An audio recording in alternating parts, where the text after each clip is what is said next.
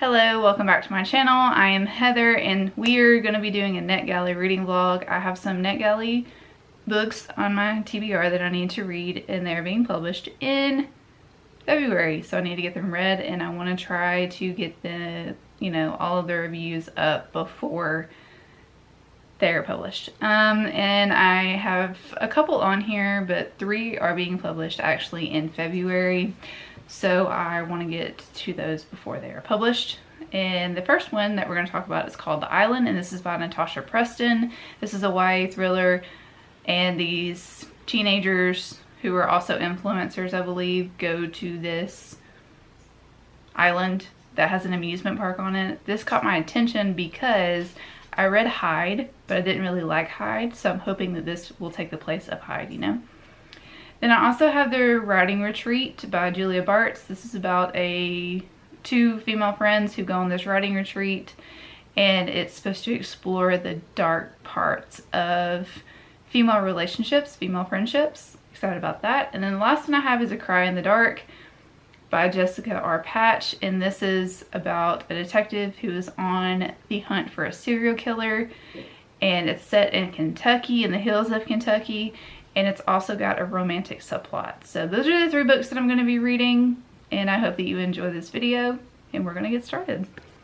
So I am 50% into The Island. This whole premise is a bunch of teenagers got invited to this island that is remote, middle of nowhere, in the middle of the ocean, and it has a resort, like a high-end resort, high-end amusement park and everything, and they're influencers. And they're supposed to be, it's like a brand trip, They're supposed to be hyping it up, and they're supposed to be posting on TikTok and Instagram and YouTube and all that stuff. But then people start dying. So it's just like a cat and mouse game type thing. There's a lot of characters. There's a lot of suspicion between the characters. Our main character, Paisley, is a true crime blogger. So everyone's depending on her to do detective work and everything. And there are people that you don't like. There are people that are, like I said, dying. There are people that are super suspicious. And I'm liking the atmosphere of this book because the overall resort hotel is a gothic. It has a gothic architecture, so it's not like your not like your normal fancy resort and everything like that. So it's really creepy. The rides are gothic architecture as well, so everything's just really creepy. And now they don't have Wi-Fi on the island, so that's how people survive, and everybody's just blaming everyone, and it's a wild time, but I'm enjoying it. It is also reminding me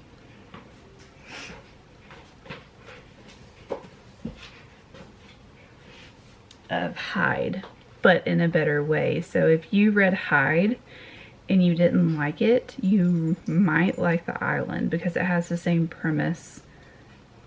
But this one is a YA book, where this one is supposed to be, isn't it an adult book? Yeah, I think it's supposed to be an adult book, but it was written like a YA book, But The Island's pretty decent. I'm liking it so far. So I'm about 53% in, and I will keep you updated on my progress.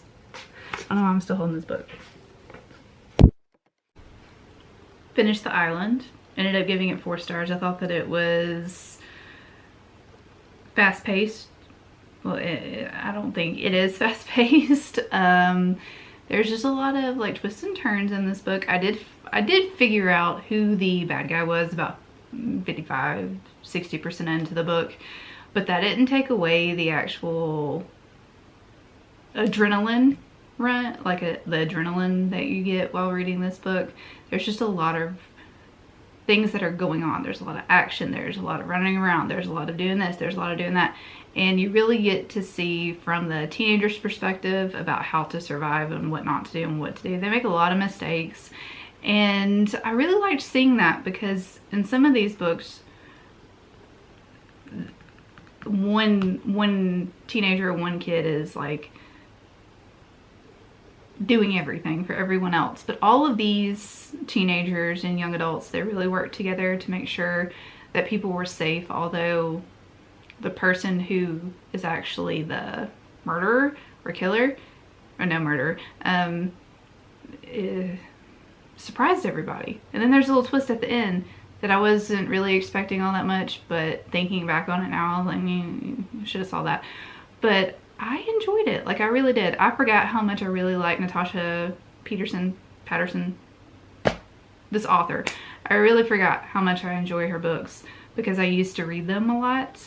Like I was looking at the backlog, at her backlog, whatever you want to call it, and I've read the majority of her books, and I forgot how much I enjoyed them. So pick this up if you're interested. I think that it's a lot better than some of the other amusement park books that are out there. And if you like that kind of thing, pick it up. I think that, like I said, I think it's really good. Then I started reading A Cry in the Dark by Jessica R. Patch. I'm already 50% into this book too. I was reading it the other, like 2 nights ago. I was reading it 2 nights ago, and there's some freaky parts in it. And then it was like super quiet in my house because my husband and my child were asleep.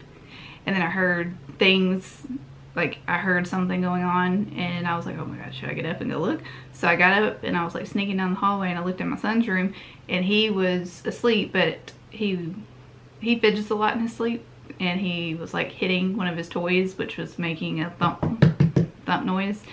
So that freaked me out. And then I got back in bed, and my dog decided that she was gonna sneeze, and it scared the crap out of me. So I was like, I have to stop reading this book. Anyways, it's really good. It's really good so far. This book is following a detective named Violet, and Violet is a forensic psychologist, which I thought was really cool because I did not know that going into this book. This is actually the second book in a series. I didn't know that, but you can read this as a standalone. Anyways, I'm hyper today, can you tell? So anyways, they are going to Kentucky because there is a serial killer that is murdering young women and sewing their eyes shut. And it's a very unique case, and Violet and her team that she is on are considered the special, like the special circumstances. I can't remember what they call it, but they are specifically for weird cases like this. And in this small town, nobody wants to talk to the police because they have their own way of doing things. I mean, they're in hollers in the middle of Kentucky, like in the Appalachian Mountains and stuff like that. So they have their own way of doing things. They don't want to talk to the police, but all of these young women that are well known in this community are ending up dead. And there's a specific signature that this killer has, and he is obsessed with Violet now because you get to read from his perspective too. I really like it when books do that. We're going back and forth between Violet's perspective and his perspective. So I think that's really interesting. And he has his eyes set on Violet, and he thinks that Violet is in love with him. And yep, so this is my kind of story. I really like it. I thought that it was a suspense romance, but it's more of a thriller. It does have a romance subplot in it, but it's really good so far. And again, like I said, I'm a little over 50%, and I'm really, really, really enjoying it. I will be picking up more of this author's backlist or backlog or whatever the hell it's called. Ooh, I've been cussing a lot lately. Anyways, just wanted to fill you in on that. I need to calm down. Finished A Cry in the Dark last night. I gave it 5 stars. This book is amazing. This is a detective thriller. It has some religious elements to it as well. It plays on the dark and the light of religion, where people do bad things because they say that religion tells them to do it, where you also have Violet, who is struggling with her faith and finds her faith along in this book. I thought that was, like, all the things that are intertwined, I just thought were really well done. You can tell that this author has a very deep knowledge of religion, and just Violet's whole journey and through this book, trying to find the murderer, trying to figure herself out, trying to find herself, and all these different things. I really liked all those aspects. So basically this book is following a killer who is murdering young women in a holler in Kentucky. And this killer has a very specific signature, which is why Violet's team gets called out, because they specifically solve strange murders, strange cases. That's their whole unit. They work with the FBI. And throughout the story, we see the psychology behind the murder, how Violet does her job because she is a forensic psychologist. So we see all of these different things where religion, psychology, just overall human goodness, and how this small town in this Holler in Kentucky handles their own, and how they handle their business, because they have a whole way of doing things and it's not lawful. So there are a lot of different elements in this book, and I freaking loved it. This book is so fast paced. Well, in my opinion it was. If you like detective thrillers, this is the book for you, even though it does have a big religious like message in it. I believe that if you love detective thrillers, you're gonna love this. It reminded me a lot of Criminal Minds. There is one episode about a holler in Kentucky and things happen, but it reminded me a lot of that, just like how they work through their cases and everything, like Criminal Minds characters plus these characters in this book, how they work through their found family. They're really, really close. They work well together. They have each other's back. Violet, even though she has never felt love in her whole entire life because her mother is not good to her grandmother's not good to her, she's always felt very alone. She has a found family with her whole detective group, and I really liked that aspect. Like, the found family in this book was great. It was really, really good, and I loved this book, and I'm definitely going to read. This is technically the second book in the series. You can read it as a standalone if you want to, but it's a sequel. And I'm definitely going to read the first one. It's about Fiona and her journey, because all of these characters have a super dark background, and I can tell that it's gonna, like, the series is going to continue to follow the different people in this detective group. And yeah, and their romantic subplot was really sweet too. I liked it. I liked it a lot. It was a lot, really, really twisty and turny, and it had me guessing a couple times. And the last twist in the book caught me off guard. And it takes a lot for twists in books like this to catch me off guard, because I'm a little detective here, okay? But I loved it. I loved it.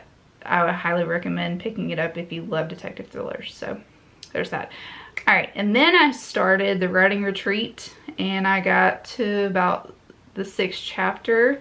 I got to 65% through the writing retreat last night, and I had to stop myself because I knew I needed to update you on what was going on. So the writing retreat has very much so intrigued me. It's a very fast read. I love it. There is a book inside of the book, and I'm really enjoying that too. And essentially the story is about these women who win this contest to go to a writing retreat with a very influential author. And at the writing retreat, there are stipulations for them to finish a novel, and they have to work together. They have to like peer edit together and all that kind of stuff. And we have Alex, whose ex-best friend Ren is there. So there's a lot of animosity between them, and you find out what's going on between them. And it's just, I am enjoying it because the atmosphere is really creepy. It's set in the middle of nowhere, and like an ice storm hits and everything. So they're stranded, and then this mystery pops up, and there's weird things going on in the house and all this kind of stuff. So I'm really enjoying it. I like the whole atmosphere. It's kind of gothic-y. I also like that there is a book inside of the book, because they're all writing their own novels, and you're getting to read from Alex's point of view all through the novel. Plus you're also getting to read what novel she's actually writing, and I'm liking that because it has history about the house, and I love that. So I plan on finishing this tonight, and then I'll update you once I finish it, because I have a feeling I'm going to finish it. I have a feeling that I'm going to rate this one pretty high if it continues to go how it's going. I'm enjoying it a lot. So I wanted to update you and let you know that I like it. Also, I didn't even realize that this was a book choice like a book club choice for the literary dead book club for April, and it's March, so I'll already have this read for the April book club video that I'm going to be doing. Anyways, okay, thank you, bye. Finished the writing retreat, ended up giving it 4 stars. This book is pretty, I'd say it's medium paced. It has some fast paced parts at it, but then it kind of, it starts to slow down a little bit, but it does that intentionally, I believe. And I just really liked the atmosphere of this book. It was pretty creepy. There's some twists and turns in here that I sort of, like, one person I saw coming, like one person, but then the other one I was just like, okay, well, way to slip it in there a little bit. But I enjoy the all female cast. There's one male in here, no, 2. There's 2 males in here, but real, like, the entire cast pretty much is all female. And I liked the whole empowerment behind female writers, them being able to express themselves. I enjoyed the overall sort of like friendship groups in here. There were some really good talks about the LGBTQ+A community. There was some talks about individuality in women, identity talks. There was just a lot of different things in this book that I really enjoyed. And I do think that a lot of people are going to like this book who enjoy mystery thrillers.